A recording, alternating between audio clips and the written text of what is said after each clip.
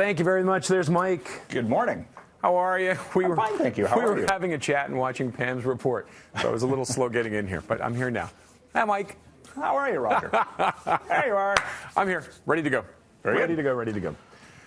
Okay, what are we talking about? I was so listening to Pam's report, I was off on the other world there. Look, I even have 2 coffee mugs up here right now. Nice. Fully caffeinated. Well done. I'm talking, unfortunately, to start about the scenario that's going on in the consumer segment of the economy right now, Roger, and that is people filing for insolvency. Really? Yeah, I had some numbers in from the Office of the Superintendent of Bankruptcies, of all things.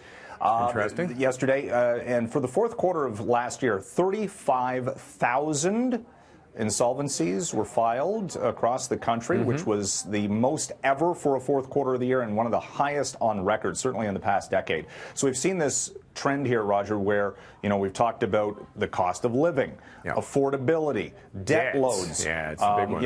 All of these things, the high cost of living here in the city, it's all piling up in some cases, and more people are hitting the debt ceiling.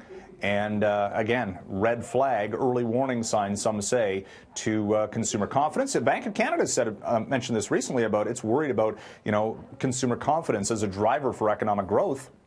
So again, hitting some ceilings here and walls. What are we talking a recession? What's the concern? No.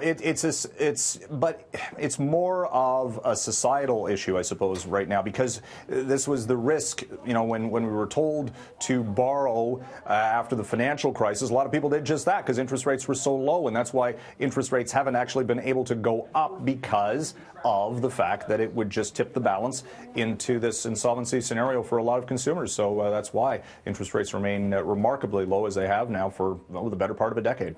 And now the markets, though, are going gangbusters. Juxtaposed with what we've seen on the equity markets, as we saw the S&P and the NASDAQ hit records yesterday.